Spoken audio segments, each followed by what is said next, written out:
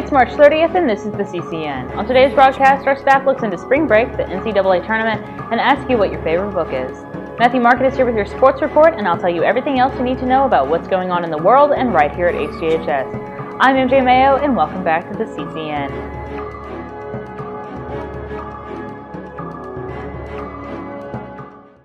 Good morning and welcome back to another week of the CCN. I'm MJ Mayo. Now let's start things off right with your morning announcements.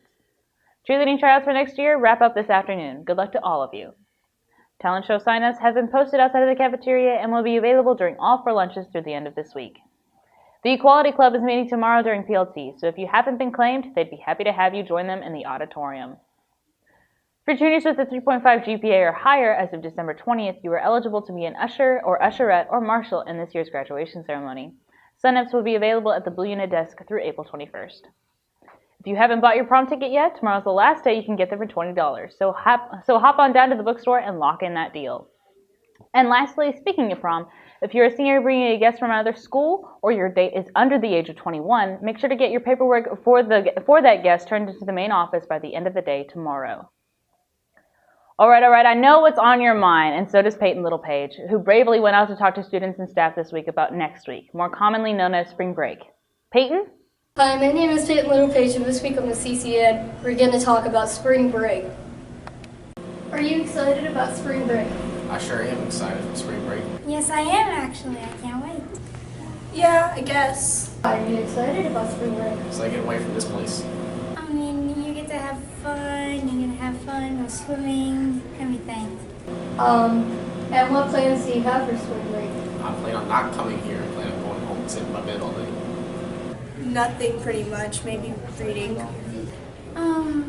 Not right now, but I hope I'm planning on having fun. Thank you, everybody, for telling us what you're going to do this spring break. Back to the studio. Thanks, Peyton. Now we head over to your world news. So last week we covered some happy stories because, in part, the news was really in flux when it came to politics. It didn't get any better. Let me recap for you. So first, the healthcare bill, officially called the American Health Care Act, but unofficially called Trump Care and Ryan Care because neither party wanted to take ownership of it, was supposed to be voted on last Thursday. It was pulled from the House floor right before that happened, supposedly because it didn't have the votes to pass. Republican Party officials worked to get various conservative caucuses on board through the night to vote on it the next day. The bill was going to be voted on at 4 p.m. Eastern, and news broke that it was pulled from the floor again at roughly 3:55. Speaker of the House Paul Ryan declared in a statement that Obamacare is the law of the land, and President Trump admitted defeat. So for now, the health care debate goes quiet. Not as quiet is the uproar over President Trump's Twitter declaration his building was wiretapped by former President Obama during the campaign last year. Things had died down a bit after the Trump White House neglected to submit evidence of such claims to the House and Senate, but whoo boy, somebody wanted to stir that pot again. Last Wednesday, House Intelligence Committee Chair Devin Nunes announced he had seen evidence that Trump officials had been under surveillance during the transition period after the election. This was quickly brought into question, and Nunes admitted the information was confirmed by a source on White House grounds, a claim he then further mucked up by saying that no one from the Trump administration knew he was there, which sounds like a massive breach of security in one form or another. Why is this important? Because the person in charge of investigating these wiretapping claims seems to be very friendly with the people he's needing to investigate.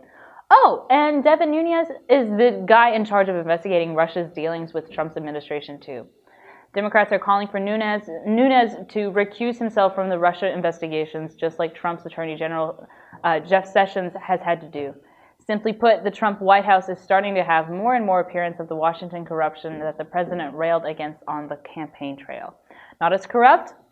Last Friday, the Secretary of the Treasury, Steven Mnuchin, was asked what movie people should go see. Mnuchin is a former Hollywood big shot, producing loads of movies in the last decade, including Avatar, Mad Max Fury Road, and Suicide Squad. So the man has some credentials to answer that question, but he started with this.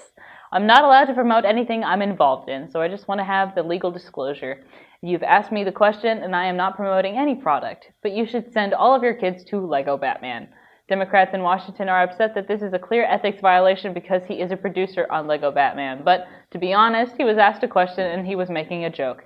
And it's a good joke. But let's be honest, people aren't going to see that movie because the Treasury Secretary said to. They're going to see it because of Batman.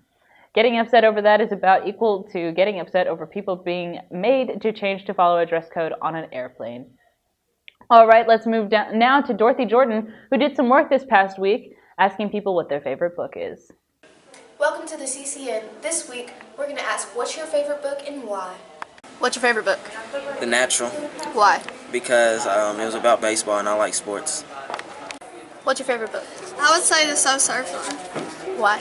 because that book communicates with me because I actually snorkeled where Bethany Hamilton got her arm bit off.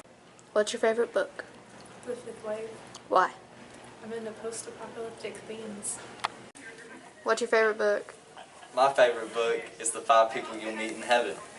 Why? Well, because that book really makes you reflect and think about the life that you live. What's your favorite book? My favorite book is Green Eggs and Ham because I like the rhyme scheme. My favorite book was Bowerman and the Men of Oregon, and it's about Bill Bowerman, who along with Phil Knight, the founder of Nike, he ran for Bowerman at Oregon, and Bowerman was on his board, and it just tells of basically a biography of Bowerman, and then it goes into his coaching career and record at the university. Thanks for tuning in this week on the CCN. Back to you in the studio, MJ. Thanks, Dorothy. Next up, here's Matthew Market with your sports news. How you doing, Hendo? This is Matthew Market bringing you sports.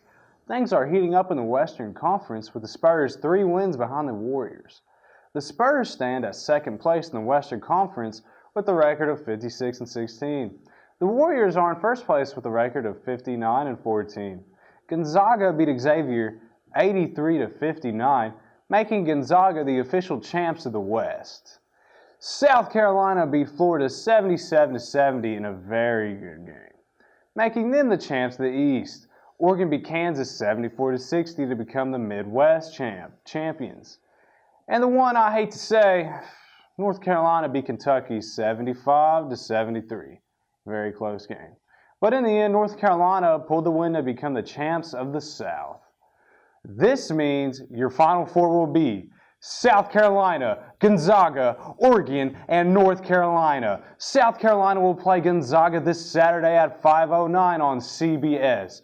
Also, this Saturday, Oregon will face North Carolina on CBS at 7:49. Oregon hasn't made the Final Four since 1939. That was 78 years ago. And this is the first time in history that Gonzaga has made it to the Final Four. This is also the first time in history that South Carolina has made it to the Final Four. With March Madness soon coming to an end, people will settle down with all this bracket they've made. This is all the market has in store. This is Matthew Market signing off. Thanks, Matthew. Now we head to Noah Thomas for a segment on the NCAA tournament and the biggest shocks so far. I'm Noah Thomas, and this week on the CCN, we're going to find out who's the biggest shock of the NCAA tournament. What is the biggest shock of the tournament so far? Duke losing to South Carolina. And why? Because they had the highest odds to win the championship. Who's the biggest shock of the tournament so far? Rhode Island, And why? because they have a good basketball program. Who's the biggest shock of the tournament so far and why? Probably Michigan because they beat Louisville and no one thought they could beat Louisville. What is the biggest shock of the tournament so far? To me, I'd say Villanova losing to Wisconsin in the second round. I mean, not that Wisconsin's a bad team, but no one, sure not many people picked the 8 seed to beat the 1 seed and defend the champion. So, as I was watching the game, I just figured that Villanova pulling out, being the defending champs, but Wisconsin made the big plays down the end and they pulled it out. So, I'd say that was my biggest shock so far. What was the biggest shock of the tournament and why? Villanova losing to Wisconsin because they won the championship last year and they lose that early to Wisconsin. That's just a bad turn of events. What was the biggest shock of the tournament so far and why? Xavier beating Arizona was the biggest upset of the NCAA tournament. What is the biggest shock of the tournament so far? Probably South Carolina getting as far as they have. Thank you for letting me know who the biggest shock of the tournament was. Now back to the studio. Thanks, Noah. Stay tuned next for final thoughts.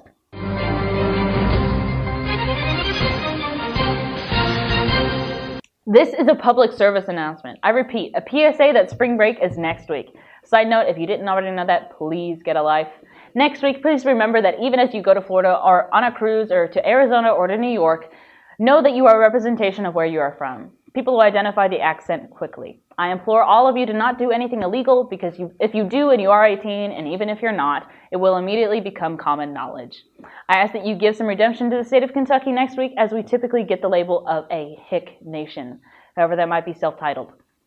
I ask that you don't do anything stupid or dangerous. There are only 6 weeks of school left, so why cause serious harm now with summer just right around the corner? I want each and every one of you to have loads of stories to tell when you come back, but let's make all those stories have happy endings. Stay safe, moral, and legal next week, County. Until we meet again, I'm MJ Mayo, signing off for the CCN.